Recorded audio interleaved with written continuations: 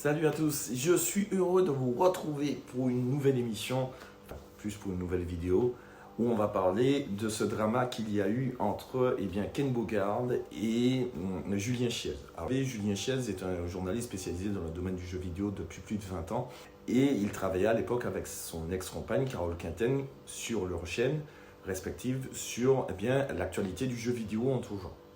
Sauf que dernièrement, il y a eu le reveal de la console de Nintendo, la Switch numéro 2. Ne voilà-t-il pas qu'en fait, Julien, comme à son habitude, a donné des informations autour de cette console, le prix, la date de sortie, les capacités de la console. Il est même allé visiter l'expo où était représentée la console.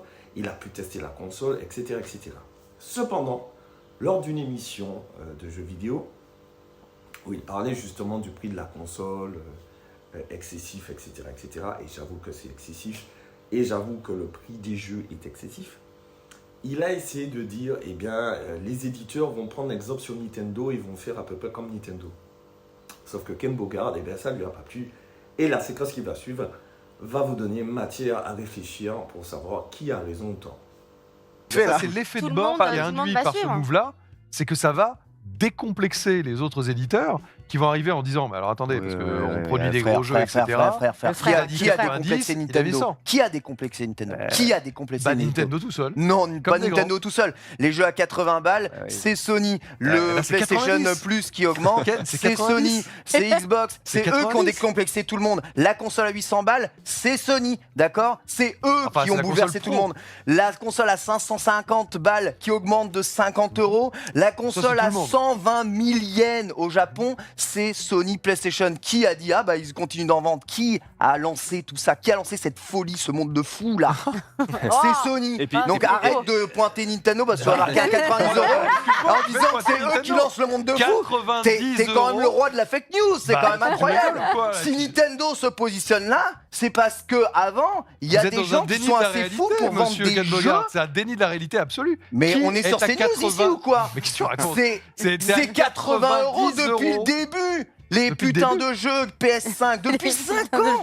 C'est 80 €, 79 €. J'ai payé mon Monster Hunter 120 balles. Tu veux jouer à Call of Duty avec le DLC, c'est déjà 99 €. Alors si on fait de la fake news, vous faites Donald Trump, monsieur, parce que Monster Hunter à 120 balles, bah oui, avec les DLC. Avec les DLC, parce que les DLC sont inclus. Non, il n'y a pas de DLC inclus. T'inquiète qu'il y en aura, clairement. N'empêche que les jeux à 80 € à 79,9 €, c'est PlayStation. D'accord? Mais donc, mais là on parle pas du passé, on parle du présent. Et le présent, c'est Nintendo. Et en démat comme en physique, d'accord? En démat comme en physique. Donc ceux qui ont lancé cette folie, c'est PlayStation. Et aujourd'hui, le monde devient fou.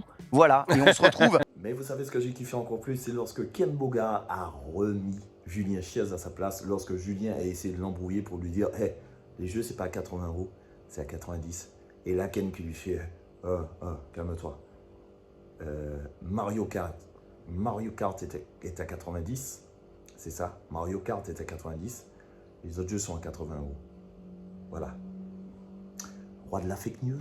Avec des jeux, même chez Nintendo à 80 balles, c'est une aberration. Non, pas 80, 90. Non, il n'y a que Mario Kart qui a 90, il est inclus dans le bundle, il a 50 balles. Fais pas. Oui, mais c'est ça, en fait, le jeu physique, ils en ont rajouté une couche, quoi. Fais pas du truc. Et qui annonce la folie de faire une différence de prix entre le physique et le démat? C'est PlayStation, c'est Xbox ou c'est Nintendo? Ça, c'est Nintendo parce que. Donc il lance cette.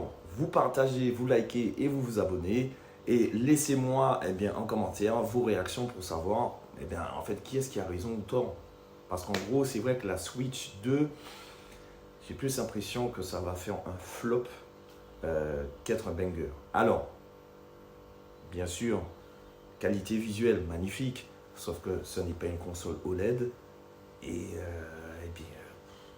des jeux à 90 €, ça le fait moyen, ça la fout mal. En tout cas, bonne vidéo et puis on se dit à bientôt.